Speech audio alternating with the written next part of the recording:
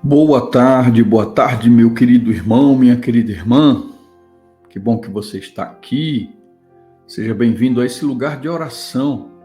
É um lugar na internet, um lugar que é virtual, mas é válido, porque através do milagre da tecnologia, que é usada para tanta coisa ruim, Deus deu para mim e para você o privilégio de podermos nos utilizarmos dela de uma forma boa, que é nos reunirmos para orar. E a promessa é certa. Onde houver 2 ou 3 reunidos em meu nome, ali estarei. Amém? Louvado seja o nome do Senhor. Como vocês sabem, hoje eu estou indo levar minha esposa, né? Porque já expliquei para vocês, a gente está fazendo o tratamento dela agora em outra cidade e toda segunda-feira eu preciso viajar. Então, em função disso, a gente está gravando o programa de hoje. Sempre que der, que a gente tiver tempo, a gente grava, que é para não ficar o programa aqui sem adoração, né? Mas louvado seja Deus por sua presença. Se você é novo aqui ainda, se inscreva no canal, faça parte dessa comunidade de oração. A gente se reúne aqui todos os dias, de segunda a sexta-feira, para orar de forma intercessória.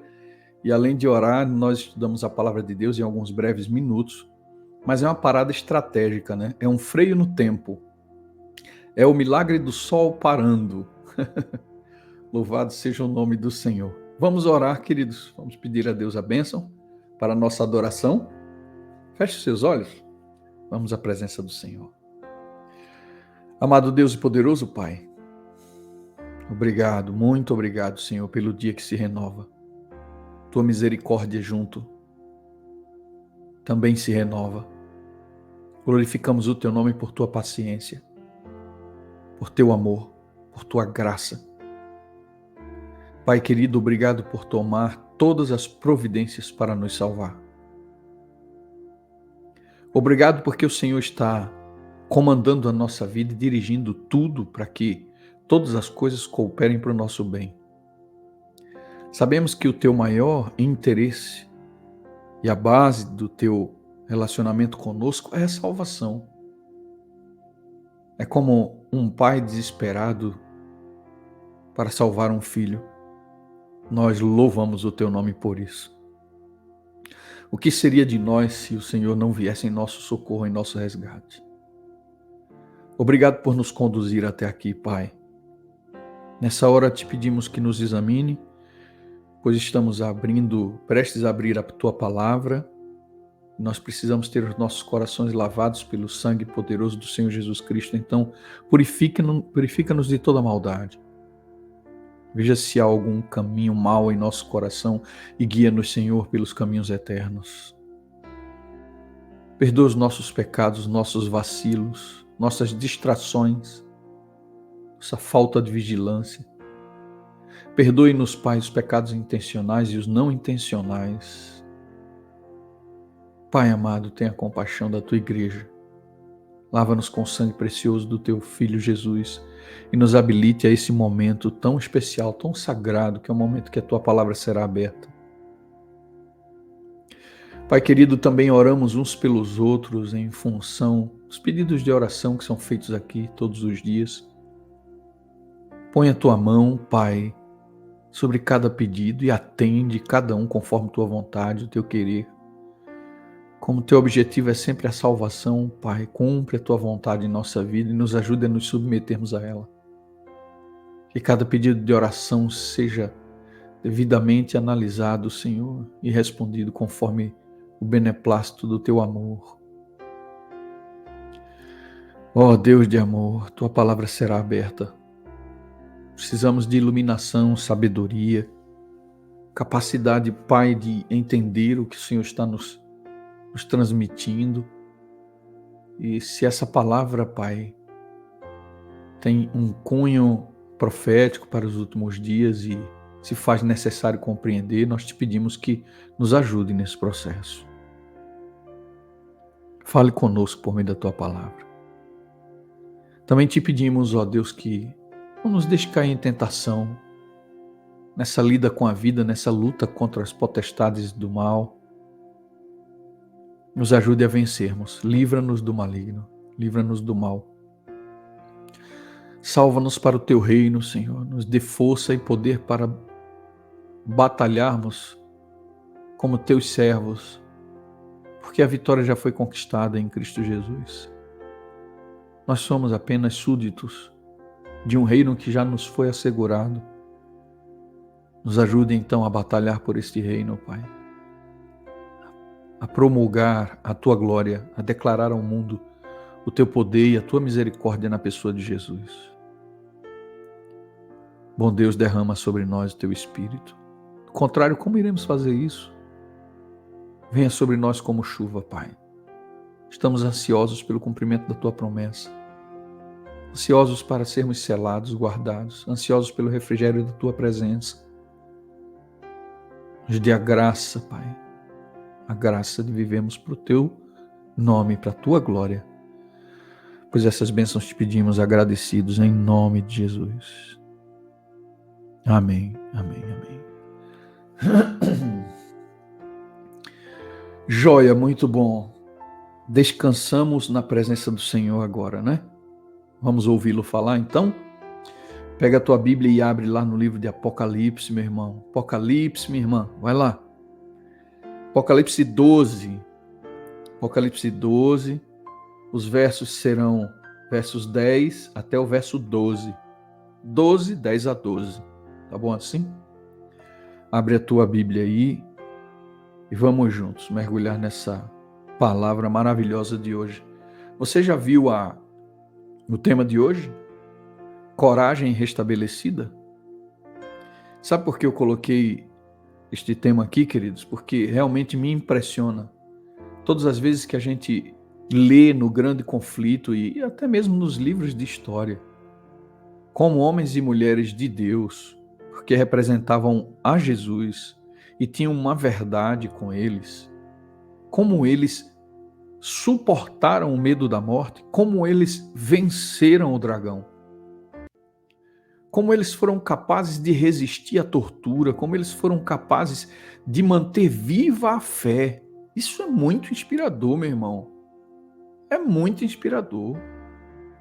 Sempre que eu olho para o passado e me recordo daqueles textos que já li do Grande Conflito, o Espírito de Profecia que declara que aqueles homens, alguns deles, quando estavam nas estacas, que seriam queimados eles junto com as estacas, o Espírito de Profecia diz que eles cantavam até que as chamas silenciassem completamente a voz de cada um deles. Quando a gente pensa em atitudes como essas, a gente na mesma hora pensa, isso não pode ser humano. Isso tem que ser sobrenatural. Tem que ser divino. Eu e você precisamos que o sobrenatural de Deus exerça poder sobre nós. Esse é o único jeito, meu irmão, minha irmã, de lidarmos com os sofrimentos, com as provações, com as perseguições e principalmente nos últimos dias, com o dragão que estará irado, querendo destruir todos aqueles que professam o nome do Senhor. Ora, se ele, somente no dia de São Bartolomeu, ceifou a vida de mais de 150 mil pessoas em um dia só, por causa da sua ira e das pessoas que testemunhavam de Jesus, imagina o que ele não tentará fazer nos últimos dias. Se nós não tivermos o sobrenatural de Deus, a fé naquele que pode nos proteger e nos guardar de qualquer coisa, nós poderemos sucumbir à prova, ao medo. O medo pode fazer a gente desistir. Mas é por isso que a gente vem aqui todo dia buscar a presença do Senhor, porque a gente quer ser fortalecido, a gente quer ter o couro grosso para enfrentar a morte. Queremos que Deus restabeleça a coragem do seu povo novamente, assim como foi na Idade Média, assim como Babilônia. Roma papal, vestida profeticamente de Babilônia, perseguiu o povo de Deus e o matou. Talvez se você não compreende ainda por que é que algumas pessoas associam a imagem da grande Babilônia de Apocalipse à Igreja Católica Apostólica Romana, à Roma papal. Talvez você veja os seus olhos se abrirem quando a palavra de Deus diz que essa igreja que é a única igreja no mundo que detém essa informação na história, essa igreja está embriagada com o sangue dos santos. Qual foi a igreja, a mulher de Apocalipse que se embriagou com o sangue dos santos, que derramou tanto sangue de pessoas fiéis? Os santos do Senhor foram mortos, assassinados por esse poder. E aqueles homens e mulheres que suportaram por 1260 anos perseguição, morte, tortura. Aqueles homens e mulheres devem ser para mim e para você hoje inspiração para que a nossa coragem seja restabelecida e nós possamos levantar um novo povo. Um povo que estará vivo por ocasião da volta de Jesus. Aqueles que sobreviverão ao tempo de angústia e a grande tribulação. Somente com fé em Cristo e olhando para esses homens do passado, a gente pode ter a nossa fé restabelecida, consequentemente a nossa coragem. Coragem restabelecida. Os versos de hoje dizem o seguinte, capítulo 12, 10 a 12. Diz assim: então vi grande voz do céu proclamando: agora veio a salvação, o poder, o reino do nosso Deus e a autoridade do seu Cristo, pois foi expulso o acusador de nossos irmãos, o mesmo que os acusa de dia e de noite diante do nosso Deus. Eles, pois, o venceram. Por causa de quê, queridos?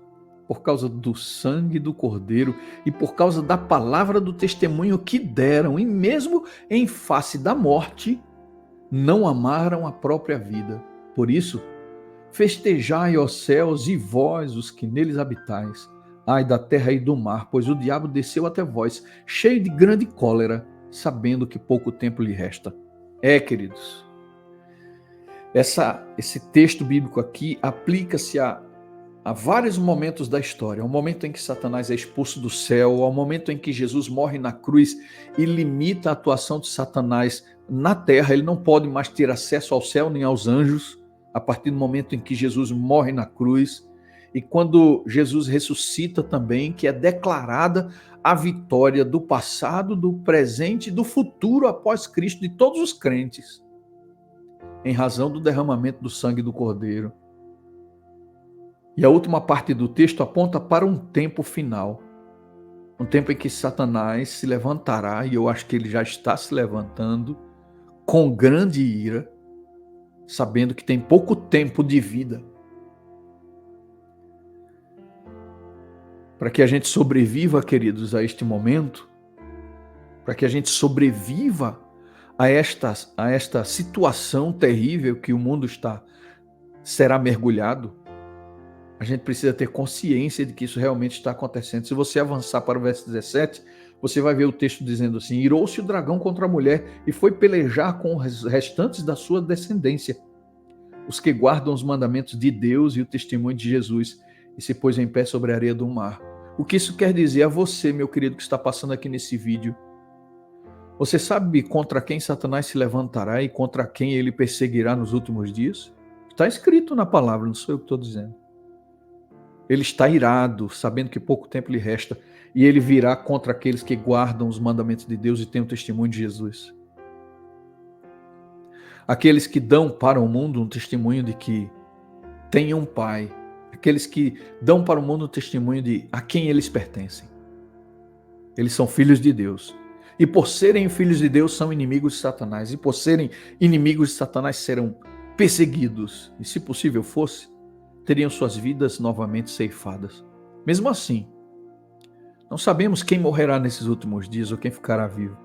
Há uma linha teológica que diz que ninguém vai morrer, outra linha teológica diz que alguns vão morrer ainda.